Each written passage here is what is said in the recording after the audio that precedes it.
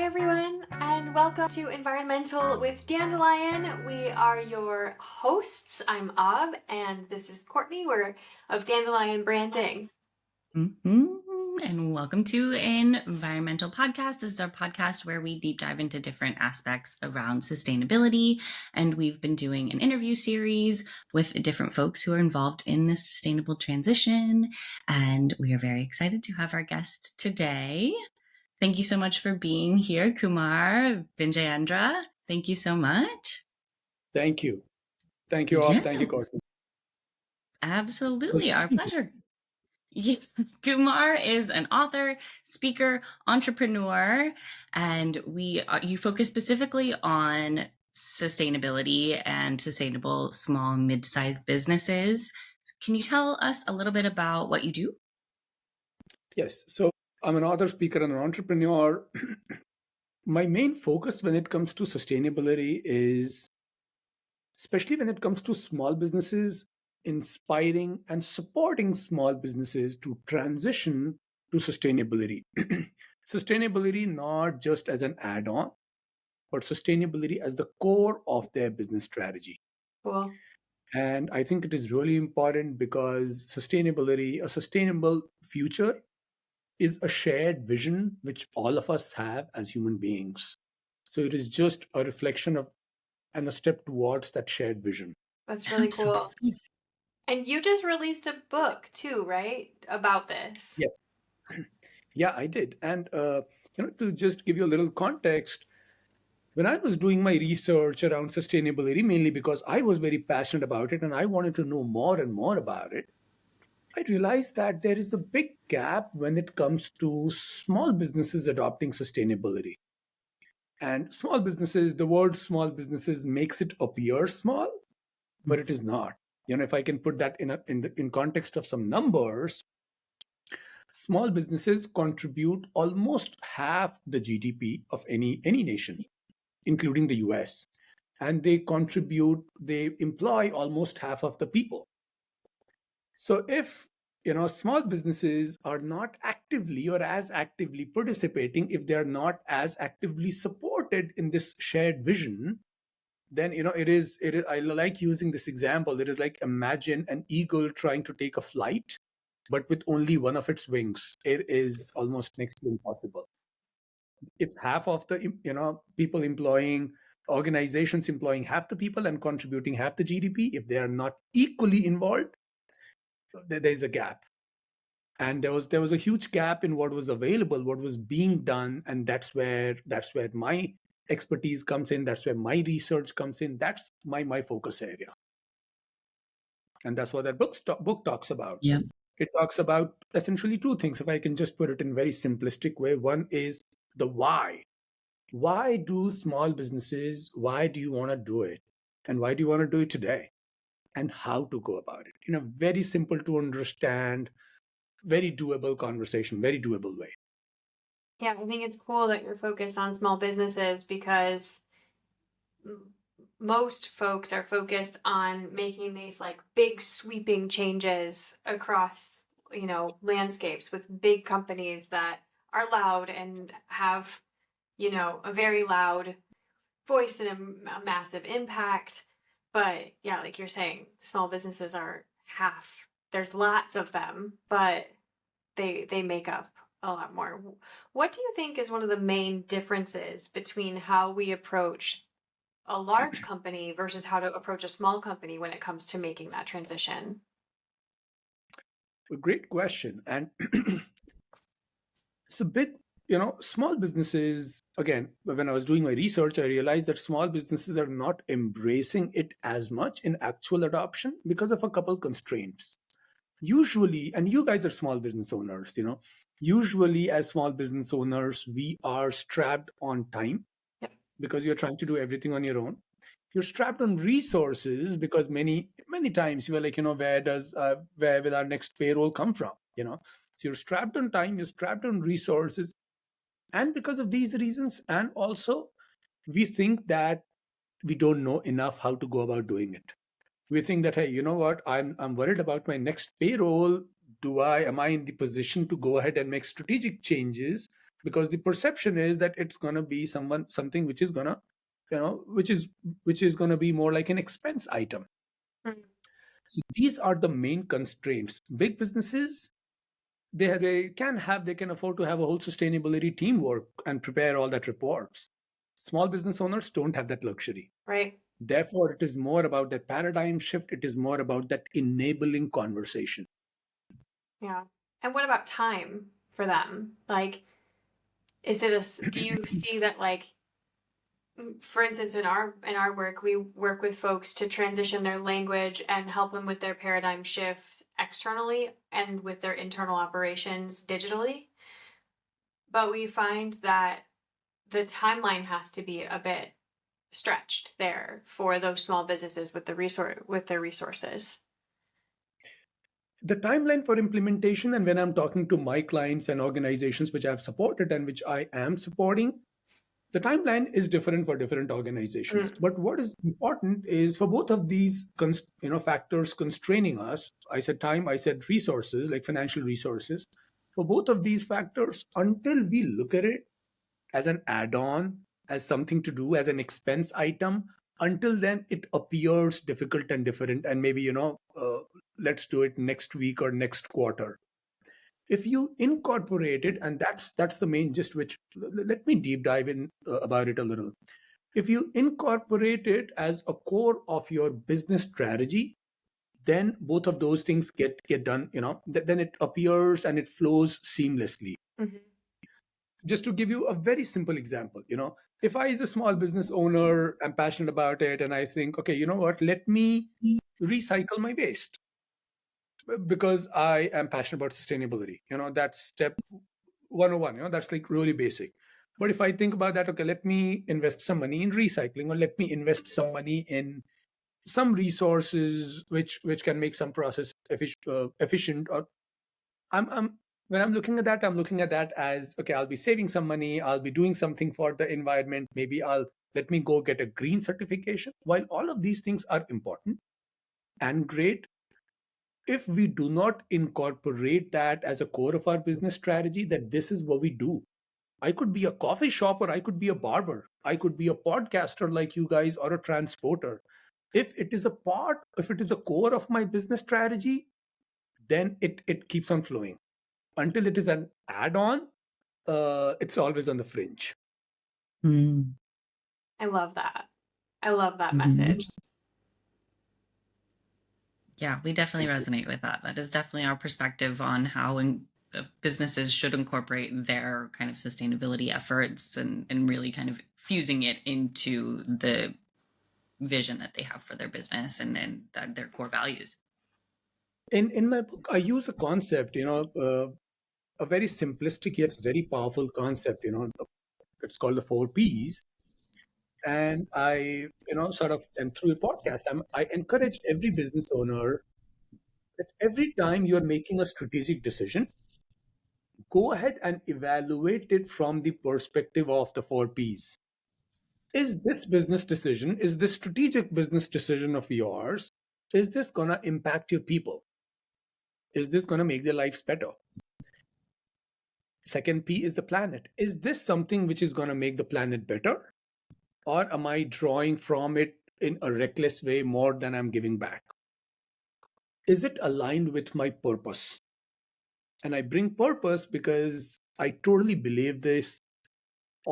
Everyone who chose to start a small business, or everyone who is thinking about it, there is one underlying purpose mission somewhere. They want to contribute at a much bigger scale. They want to create an impact, a much bigger impact than just their own core lives. Their sense of ownership is much bigger. So therefore the purpose element is important. And last P is profit. And it is equally important because, again, if there are practices which businesses are doing which is making them unprofitable, they will not go ahead and do it. Mm-hmm. So that's why when you incorporate in your strategy, you do things which check on all these 4 Ps. Profit, though, we keep a long-term perspective rather than just my next month or my next quarter. Again, with small businesses, we can do that. because usually the owners are the people who are also, like the owners are also managers, people are substantially Yeah. involved in that process. So that's why these 4 P's are like the 4 legs of a table. The table will not stand if any of these don't work. Yep. Yeah, that's very true. And really appreciate that you include people and planet and purpose. When we build strategies and for content and marketing, we always include brand values into that and so we're definitely really aligned there. I think that I get to ask our favorite question now, which is, Okay. what role do you feel like you're playing in the sustainable transition? I think it's obvious because that's what your whole world is about, but I would love to hear it from your words. So everything, there are things which I am doing, and there are things which I want to go ahead and keep on doing. So writing a book, you referenced the book Aub. So the book is one step which I thought I can go ahead and talk to 5 small business owners and do consulting. But if I can, if I can write a book, and if that message can go to a few thousands of people, that's one step.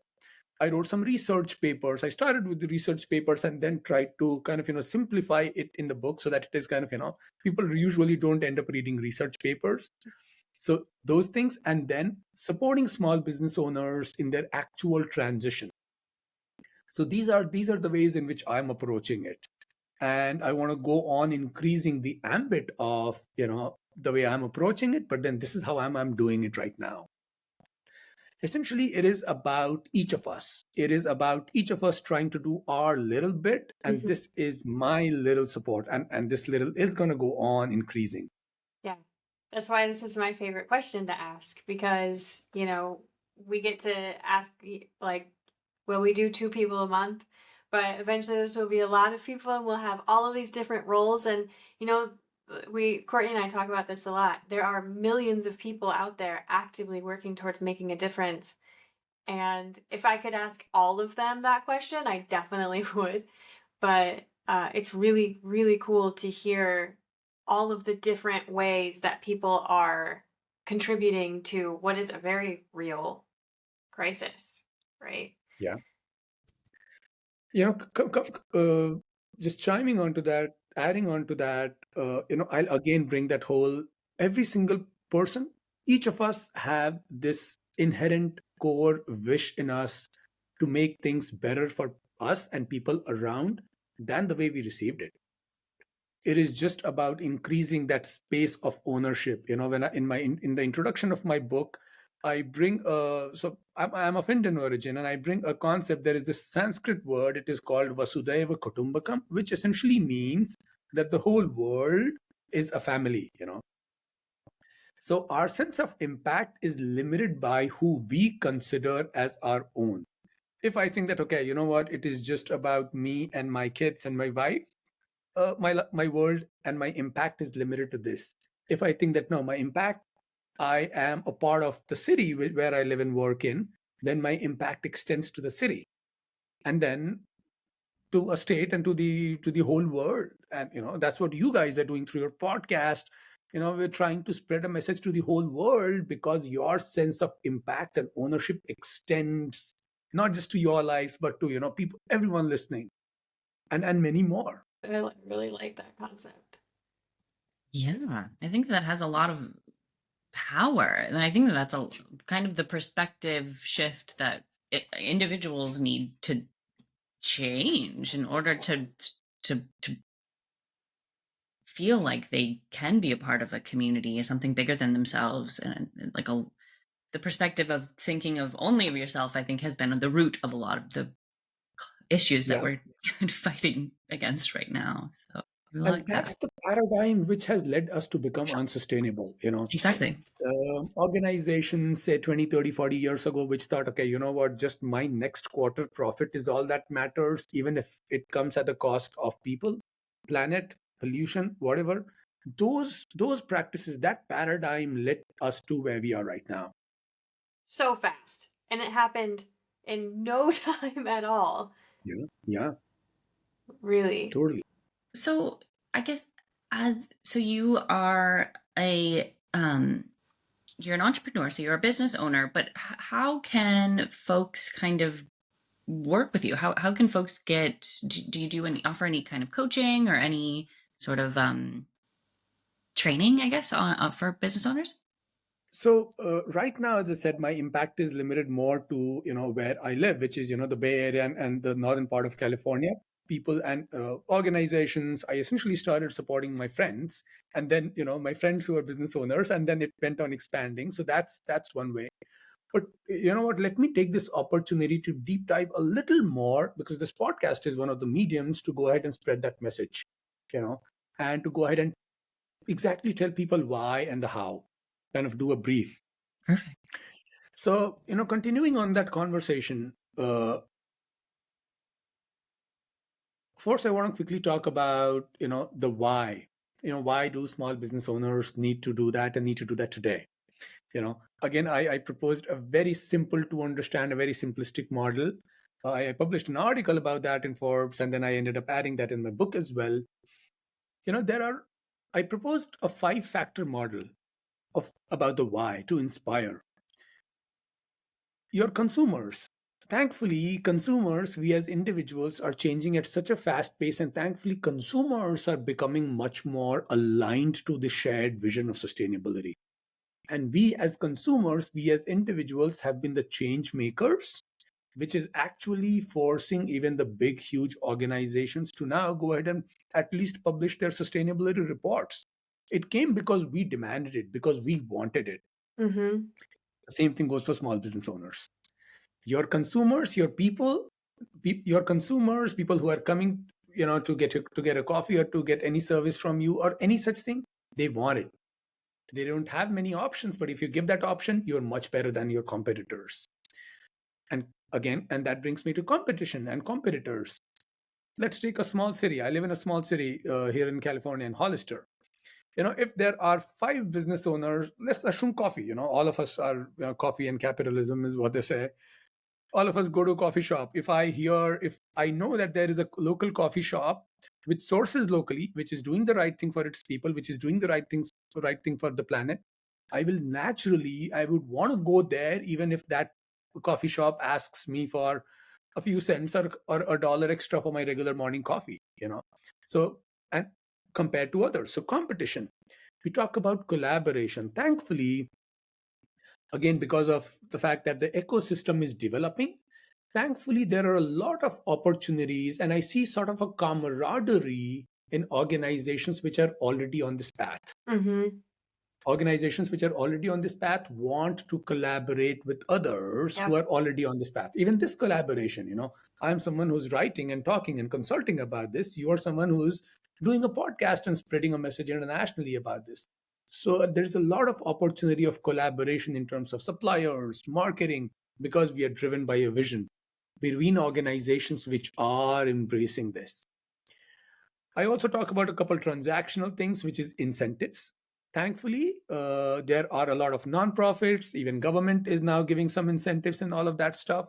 If you go ahead and embrace that, and if you go and do some research, there is a lot of possibility that if you're embracing it, if you're doing it, that if you're not doing it, you're leaving some incentives on the table as well. And business valuation. Usually people do their startups with the hope of, many times going ahead and selling it in the future and all that stuff. Thankfully, again, there are VCs and there are investors who want to invest mainly or largely in sustainable businesses. So from all of these 5 perspectives, this is my initial conversation starters with the small businesses I talk to. If you relate to any of these reasons, and you do, all the small businesses do, this is why you want to do it, and you want to do it today. Then we come to the whole question of the how. So I talked about the 4 P's. That's more like a North Star. That's more like a metric, which you can use anytime. But then I focus a lot on enabling small businesses to make this as a core of your business strategy. So, you start your business thinking about a product and thinking about your consumers. But, rather than just thinking that, okay, I am going to go ahead and I'm going to be a coffee shop, if you start, if your strategy conversation is, I want to be the most sustainable coffee shop in my in my city and in my Hmm. county. I want to be the coffee shop which people relate to because we are passionate about this cause. I want to be that, any business, it's just the same thing. If you embrace that, then everything starts flowing. Absolutely. And then there is this really important and critical element of, continuous operational excellence. So a couple of my clients who had some certifications on when it, the green certifications and stuff from their county and stuff, good, they were at least a couple steps ahead than many others. But then if you're doing any of those things, if you're talking about it, if you're marketing it, all that stuff is okay. But then if your processes are not efficient, then you end up wasting more resources, Yes. both Snaps for that. Yeah, for sure. people resources, your actual resource, you can, again, coffee shop, simple example. If you are doing paper coffee mugs, that's actually coming from trees.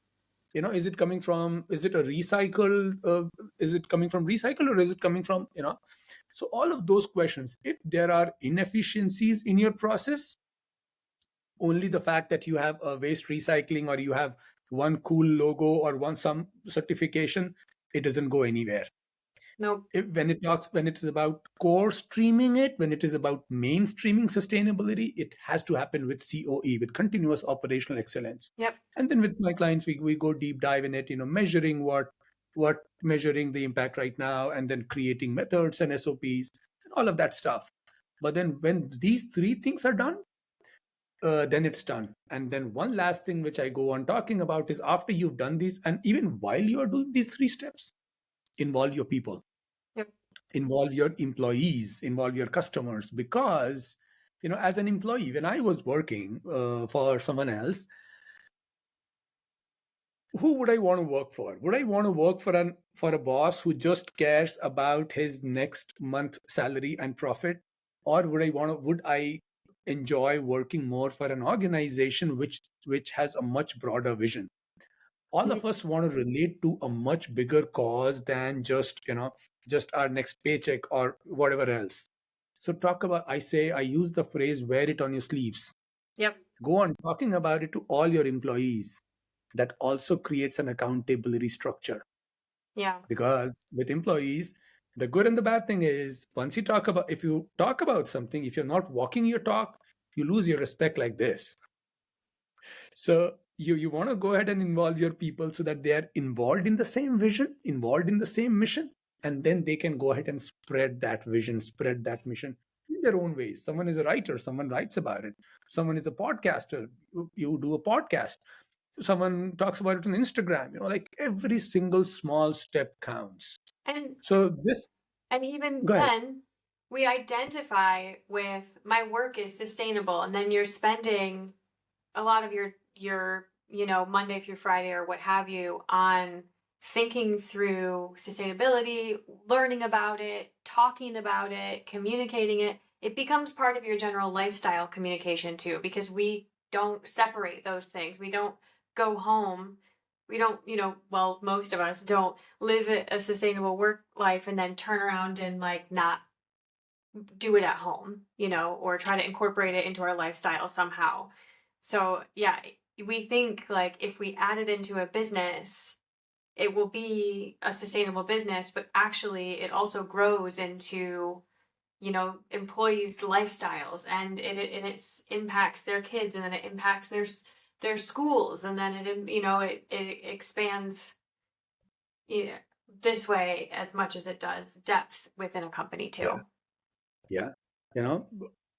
If a small business owner is actually doing it and talking about it, if one of their employees gets inspired, and I'm just imagining, I'm a very visual person, I'm imagining what he said, that person goes and talks about it to their spouse and their kids, then they they go on talking about it to the teacher and their class, their classmates. Yeah. That's the impact we want. Exactly. That's how you make sustainability mainstream. also how we feel. I love that. I love this conversation. Now I'm going to add this conversation to when I'm having conversation with my clients. This is very empowering. That's great. I think that's a big upsell too, where you say, you're going to impact lives, not just businesses, Yeah. not just your consumers, but the lives of people and the way that they communicate. As we also operate a marketing agency, and we saw, especially during COVID, was so poignant of how people relate to the brands that they trust and how they take pointers from the brands that they trust. And that was we had already sort of known that, and that's like colloquial knowledge in this industry, but to see it so strongly was really impactful on the way that we communicate, and we communicate through our clients as well, because we saw the impact of education actually, which now we say, okay, if we're going to go on and make sustainability mainstream, we're going to communicate about it. That's what really got us into the idea of even doing this podcast. Yeah. You know what COVID did? It not exactly related to our conversation, but one good thing which COVID did, that it gave all of us an opportunity to sit back and reflect. Yeah. Because we didn't have anything better to do during that time. We didn't have as many distractions. All of us sat back, reflected, got a little closer to ourselves, and then things that really matter, they kind of came to the fore. And this is one paradigm shift. Mm-hmm. Yeah, things that matter definitely came forward. Mm-hmm. Okay, well, I think that is a wonderful note to end on. Things that matter come forward. They always show themselves. So Kumar, tell people how they can get in touch with you. Talk to us a little, like, where can they get your book? Where can they find you? Where can they connect? Yeah. So I have a website. It says iamkumarv.com. That's where people can find me. All my social media handles, all of them go by Kumar V. My book is on Amazon. You just want to Google The Sustainable Entrepreneur, because that's the goal. The Sustainable Entrepreneur. So that, if you have a Kindle subscription, it is free for download. If not, it's just, it's easily available. Go ahead. I've made that book really simple to understand, simple to read. A little backstory. I have my coffee as pour overs. So while my pour over takes around 7 to 10 minutes to make, that was the whole conversation, that I want business owners to go ahead and read it over a few pour overs. So it's very simple, but it still impacts you. So That's that's what the book is on Amazon, The Sustainable Entrepreneur, Kumar Vijayendra. And please connect with me on LinkedIn, Instagram, Twitter. My website, imkumarv.com. That's where we can talk about it, we can relate, we can collaborate, and we can make the world a better place than we got. Incredible. Thank you so much. Thank you, Aub. Thank you, Courtney. You guys have been fabulous. You guys gave me a lot of good ideas. Thank you. Oh. Our pleasure. Yes. And thank you all for watching. We really appreciate it. And we will see you next time. See ya. Bye.